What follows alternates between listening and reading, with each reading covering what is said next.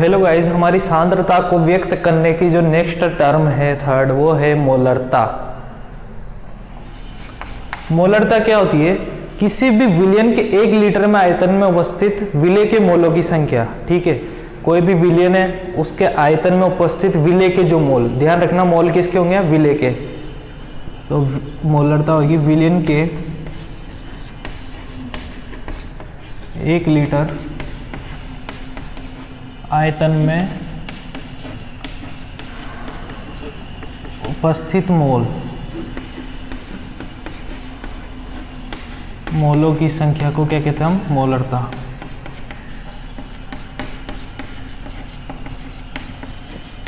मोलरता को अपन capital M से denote करते हैं। ठीक है, आप क्या करो, साथ में लिखते भी चलो और समझते भी चलो। ठीक है, तो उससे आपको जल्दी और ज़्यादा याद होगा, क्योंकि जो हम नोट्स बनाते जाते हैं वो हमारे माइंड में इंप्रेशन छोड़ते जाते हैं, जिससे हमें क्लियर याद हो जाता है। तो मोलरता क्या होता है?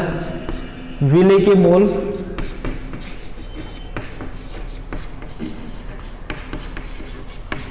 अपॉन विलयन का आयतन।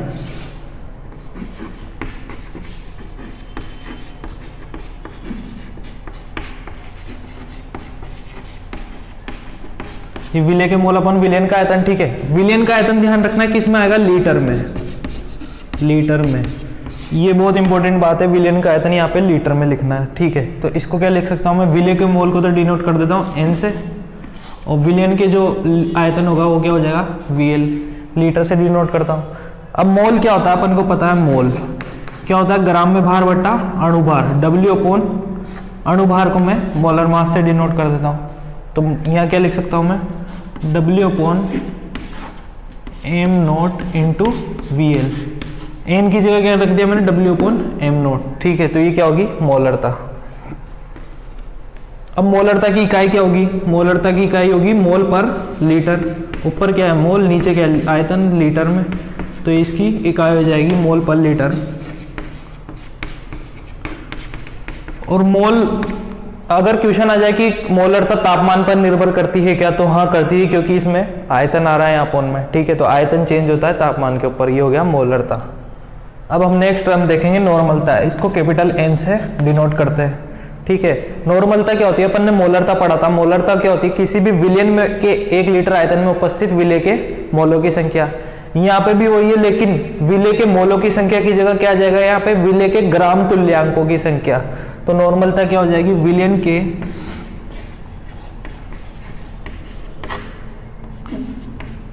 1 लीटर आयतन में उपस्थित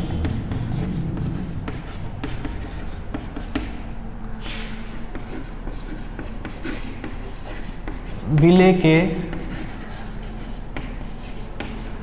ग्राम तुल्यांकों की संख्या। तुल्यांक की संख्या।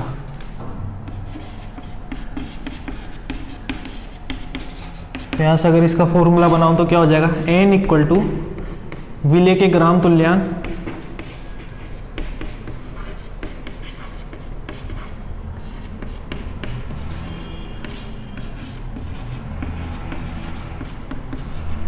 अपॉन विलयन का आयतन।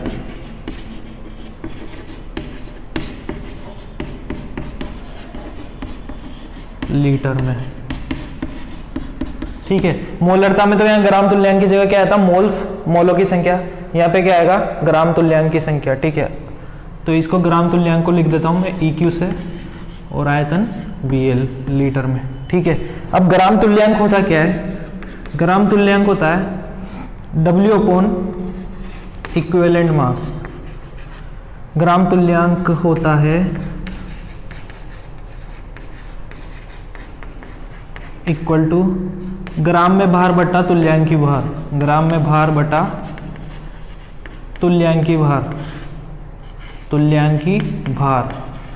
ठीक है, तो ग्राम में भार तो W हो गया, EM क्या हो गया? तुल्यांकी भार। अब तुल्यांकी भार होता क्या है? ये होता है अणुभार बटा एन फैक्टर। एन फैक्टर में बताऊंगा होता क्या है। ठीक है, अनुभार बता एन फैक्टर। तो यहाँ पे अगर मैं ये पुट करूँ तो W अपॉन EM की जगह क्या पुट करूंगा, अणुभार को किससे डिनोट करें, m नॉट से अपॉन n फैक्टर। तो यहाँ पे क्या हो गया, ये W upon m not into n factor. W upon m not को क्या लिखा था अपन ने, मोलरता केस में। वेट अपॉन मोलिकुलर वेट या मोलर मास को क्या कहते हैं अपन, मोल। तो इसको n लिख सकता हूं, n इंटू n फैक्टर। तो EQ किसके इक्वल हो जाएगा, किसी भी विले के इक्विवेलेंट किसके इक्वल हो जाएंगे, उसके मोल इंटू n फैक्टर के।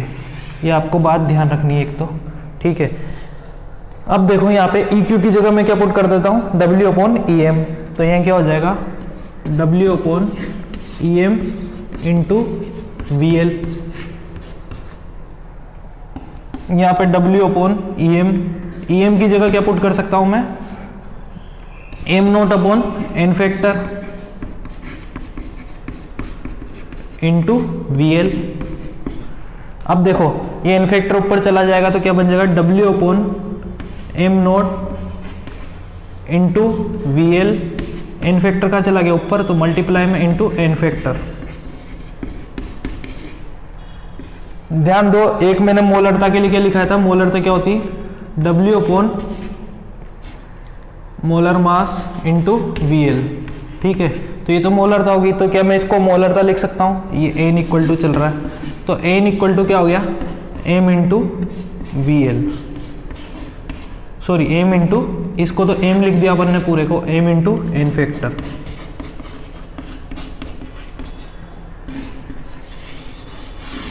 ठीक है, ये ध्यान रखना, अपन को पूरा समझ में आ गया होगा। आप लिखते भी चलिए या फिर स्क्रीनशॉट भी ले ले और नोट्स बनाते चलिए साथ में, ठीक है। देखते हैं गाइस n फैक्टर की गणना। अब n फैक्टर की गणना के लिए सबसे पहले अपन देखेंगे अम्ल के केस में। अम्ल के लिए n फैक्टर क्या होता है, तो इसमें आएगा अम्ल के लिए जितने भी वो H प्लस आयन दे सकता है, ठीक है। H प्लस आयन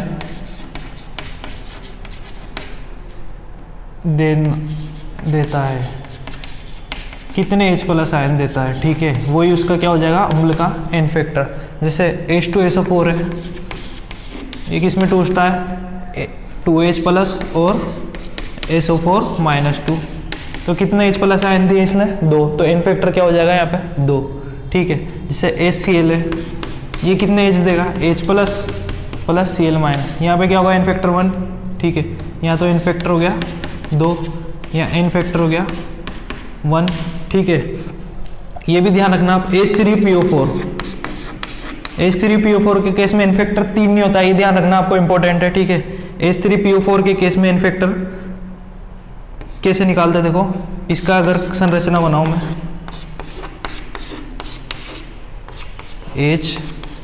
H3PO4, ठीक है। तो कितना हाइड्रोजन दे सकता है ये, 3। तो यहाँ पे n फैक्टर कितना आएगा, H3PO4 के केस में n फैक्टर आ जाएगा 3। दूसरा केस है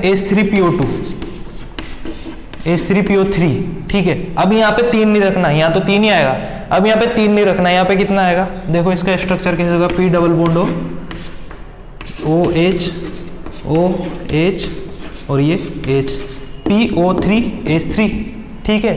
तो H3PO3 अब कितना हाइड्रोजन दे सकता है, इन दोनों की इलेक्ट्रोनेगेटिविटी, विद्युत ऋणता लगभग क्या होती है, समान, तो ये टूट नहीं सकता, ठीक है। तो यहाँ से टूट सकता है, तो कितना n फैक्टर होगा यहाँ पे 2, कितना आ जाएगा 2, ठीक है। एक और आता है केस H3PO2, यहाँ पे n फैक्टर क्या होगा, इसकी वापस से संरचना बनाते, ऑक्सीजन कितनी है 2, 1 2 और बाकी H3 1H 2H और ये 3H, ठीक है।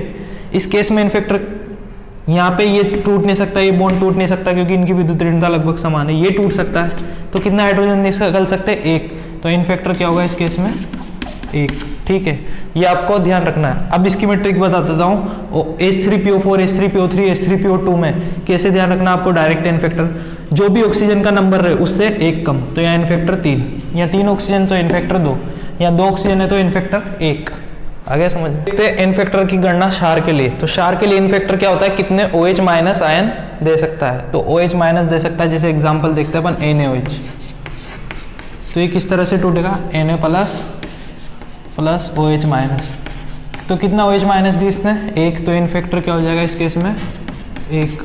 ठीक है, दूसरा एग्जांपल देखो CaOH2, अगर ये इस तरीके से टूटता है Ca+2 प्लस OH माइनस, इसको रिएक्शन करने पे कितना आएगा 2, तो कितने OH माइनस दे सकता है ये 2, तो एन फैक्टर कितना हो जाएगा यहाँ पे 2। ठीक है, थर्ड देखते हैं लवण के लिए। लवण के लिए क्या होता है, जितना भी टोटल पॉजिटिव या नेगेटिव आयन चार्ज रहता है उनकी संख्या क्या होती है लवण के लिए एन फैक्टर। जैसे एग्जांपल से क्लियर हो जाएगा, NaCl ये किस तरह से टूटता है, Na प्लस और Cl minus, Na plus Cl minus की तरह टूटता है। तो या तो पॉजिटिव धन आयन ले लो या फिर ऋण आयन ले लो, तो मैं धन आयन ले लेता हूँ तो एन फैक्टर क्या आएगा 1। ठीक है, ऋण आयन लेता तो भी एन फैक्टर 1। एक एग्जांपल और लेते हैं Na2CO3, ये किस तरह से टूटता है, Na प्लस CO3 माइनस 2 और ये बैलेंस करेंगे तो 2, इस तरीके से टूटता है ये। अब यहाँ धन आयन कितने 2, ऋण आयन भी कितने 2, तो एन फैक्टर कितना हो जाएगा 2। थर्ड एग्जांपल लेते हैं Al2SO4 होल थ्राइस। ठीक है, ये किस तरीके से टूटेगा, Al+3 और SO4 माइनस 2। ठीक है, इसको बैलेंस करने पर ये कितना आता है 2Al+3 और ये 3, तो यहाँ धनायन कितने हो गए टोटल 2 तिया 6, 3 दुआ 6, तो ऋणायन धनायन 6 हो गए, तो इन फैक्टर कितना होगा 6। ठीक है, ये आपको समझ में आ गया होगा। देखते हैं इनफेक्टर ऑक्सीकारक तथा अपचायक के लिए इनफेक्टर। ठीक है, तो ऑक्सीकारक क्या होता है, जो ऑक्सीकरण करते हैं, अपचायक क्या होता है, जो अपचयन करते हैं। तो उनके केस में इनफेक्टर क्या होता है, जितने भी रिएक्शन में इलेक्ट्रॉन ट्रांसफर होती है उनकी इलेक्ट्रॉन जितने भी ट्रांसफर हुए उनकी संख्या क्या होती है इनफेक्टर। एग्जाम्पल देखना, एग्जाम्पल से क्लियर हो जाएगा। जैसे KMnO4 है, ठीक है, ये क्या होता है एसिडिक मीडियम में, अम्लीय माध्यम, एसिडिक लिख देता हूँ समझ जाना, एसिडिक मीडियम अम्लीय माध्यम में ये Mn+2 में कन्वर्ट होता है। ठीक है, अब देखो यहाँ पे Mn का ऑक्सीकरण अंक क्या होगा, पोटेशियम का तो क्या है +1, ऑक्सीजन का क्या है -2 रहता है, -2 × 4 -8। ठीक है, अब इसको बैलेंस करने के लिए टोटल 0 होना चाहिए, तो +1 -8 तो कितना हो गया -7। -7 को बैलेंस करने के लिए कितना आएगा यहाँ पे Mn पे +7, तो यहाँ Mn का ऑक्सीकरण अंक +7। यहाँ कितना हो गया 2, तो यहाँ 7 से कितना हो गया 2, तो इलेक्ट्रॉन कितने ट्रांसफर हुए 5, तो एन फैक्टर क्या हो जाएगा यहाँ पे 5। ठीक है, ये सारी माध्यम की बात हुई, उसके बाद ये अम्लीय माध्यम की बात हुई। अब बात करते हैं क्षारीय माध्यम की। बेसिक मीडियम में, बेसिक मीडियम में किस में कन्वर्ट होता है K2MnO4। अब यहाँ पे देखना Mn का ऑक्सीडेशन अंक क्या होता है, पोटेशियम का +1 × 2 +2, ऑक्सीजन का -2 × 4 -8, तो 2 -8 तो कितना हो गया -6। -6 को बैलेंस करने के लिए कितनी चाहिए +6, तो ये क्या हो गया +6, तो एन फैक्टर कितना हो गया, यहाँ से 7 से कितना हो गया 6, तो इलेक्ट्रॉनों का ट्रांसफर कितने इलेक्ट्रॉन हुआ 1, तो इन फैक्टर भी कितना होगा 1। लास्ट मीडियम है न्यूट्रल, न्यूट्रल मीडियम। अब न्यूट्रल मीडियम में किस में कन्वर्ट होता है MnO2 में, किस में कन्वर्ट होता है ये MnO2 में। ठीक है, अब यहाँ पे ऑक्सीजन का ऑक्सीडेशन नंबर -2 × 2 -4, -4 को बैलेंस करने के लिए कितनी चाहिए +4, तो यहाँ क्या 7 से कितना हुआ +4, तो कितने इलेक्ट्रॉन ट्रांसफर हुए 3, तो एन फैक्टर भी कितना होगा 3। ये आपको चीजें समझते हुए चलनी है क्योंकि आगे काम आएगी, अपन न्यूमेरिकल्स करेंगे तो। ठीक है, एक एक चीज अच्छे से समझना, ये सब माइंड में बैठ जानी चाहिए आपके, और ध्यान से समझो। टाइम लगता है इन चीज़ों को बताने में, ऐसे यूट्यूब पे वीडियो बनाने में मेहनत लगती है, तो अच्छे से समझना, इसको पूरी वीडियो देखा करो। देखो KMnO4 का अगर मैं EM निकालूं एसिडिक मीडियम में, EM क्या इक्विवेलेंट मास, तुल्यांक की बाहर निकालूं एसिडिक मीडियम में, तो इक्विवेलेंट मास क्या होता है, उसका अणुभार बटा एन फैक्टर, मोलर मास बटा एन फैक्टर, या फिर मोलिकुलर वेट बटा एन फैक्टर। KMnO4 का मोलर मास क्या होता है, इसका ध्यान रखना है, ध्यान के आपको आता होगा, ये तो 158 होता है, मैं डायरेक्ट लिख देता हूँ, m0 एन फैक्टर आएगा, तो अणुभार तो कितना होता है इसका 158, तो यहाँ पे एन फैक्टर कितना है यहाँ पे 5, तो यहाँ कितना आ जाएगा 5। ठीक है, बेसिक मीडियम में EM क्या आएगा, तुल्यांक की बाहर कितना आएगा m0 एन फैक्टर, तो 158 एन फैक्टर कितना आया 1। क्षारीय मीडियम में KMnO4 का, सॉरी न्यूट्रल मीडियम में KMnO4 का EM क्या आएगा 158 कितना आयन फैक्टर 3, तो 158/3। कॉन्सेंट्रेशन की टर्म है फॉर्मलता, इसको कैपिटल F से डिनोट करते हैं। देखो अपन ने मोलरता पढ़ी, उसमें क्या होता है विलेन के 1 लीटर में आयतन में घुले हुए मोलों की संख्या। नॉर्मलता में क्या है, विलेन के 1 लीटर आयतन में घुले हुए ग्राम तुल्यांकों की संख्या। यहाँ पे क्या आएगा, किसी भी विलेन के 1 लीटर आयतन में घुले हुए ग्राम सूत्रभारों की संख्या। फॉर्मलता में क्या आएगा, ग्राम सूत्रभार। तो फॉर्मलता क्या हो जाएगी, विले के ग्राम सूत्रभार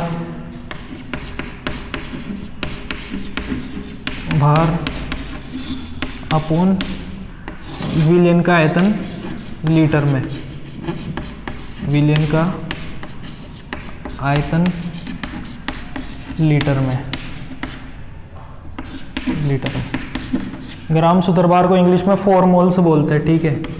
तो यहाँ पे मैं 4 मोल्स से लिख देता हूँ, 4 मोल्स अपॉन आयतन VL लीटर में। अब ग्राम सूत्रभार होता क्या है, ग्राम सूत्रभार होता है वेट अपॉन 4 मॉलिक्यूलर वेट, ठीक है। तो ग्राम सूत्रभार इक्वल टू क्या आएगा, ग्राम सूत्रभार इक्वल टू आएगा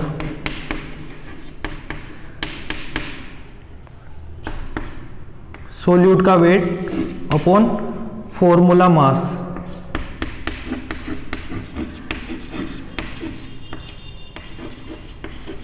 ठीक है, ग्राम सूत्रभार ये जो है ये किसके इक्वल होता है, वेट अपॉन फॉर्मूला मास। ये वेट किसका है, विले का वेट अपॉन फॉर्मूला मास। अब फॉर्मूला मास होता क्या है, ठीक है, जैसे NaOH लिखा अपन, NaCl लिखा, इसका अगर मैं अनुभार निकालूं तो क्या आएगा, सोडियम का 23 और क्लोरीन का 35.5, दोनों को ऐड करेंगे तो 58.5, ठीक है, 58.5 आ जाएगा, ठीक है, ग्राम पर मोल। पर ये तो क्या है, थ्योरेटिकल है। कैसा है ये, थ्योरेटिकल, अपन ने निकाला अभी थ्योरी से, ठीक है। पर अगर इसको प्रैक्टिकल जो मास निकालेंगे अपन, प्रैक्टिकल जो अणुभार निकालेंगे वो क्या होता है, फॉर्मूला मास। तो फॉर्मूला मास क्या होता है, ये तो थ्योरेटिकल हो गया, एमटी हो गया ये तो।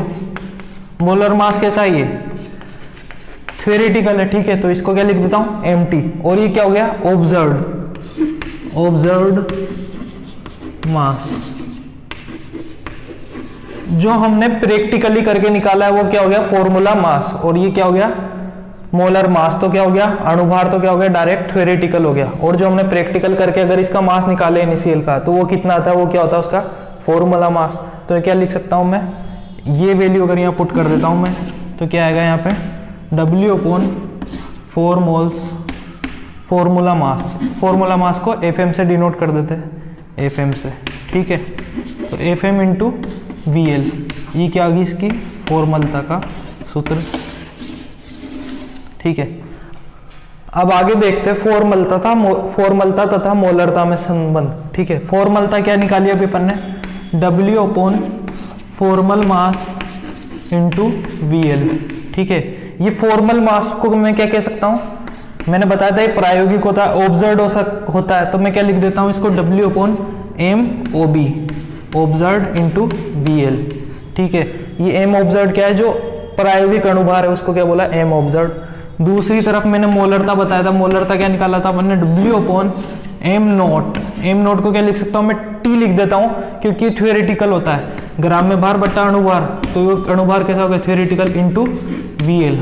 अब क्या करता हूं मैं, इसमें इसका डिवाइड कर देता हूं, तो F/M इक्वल टू क्या आएगा, W/M0 into VL upon W/M2 into VL, ये आ जाएगा, ठीक है।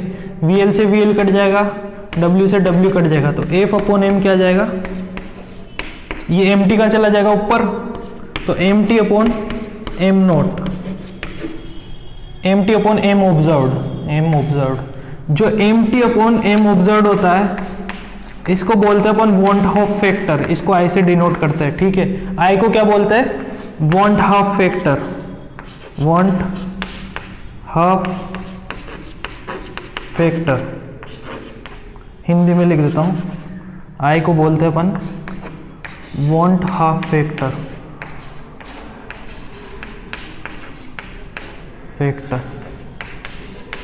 ठीक है।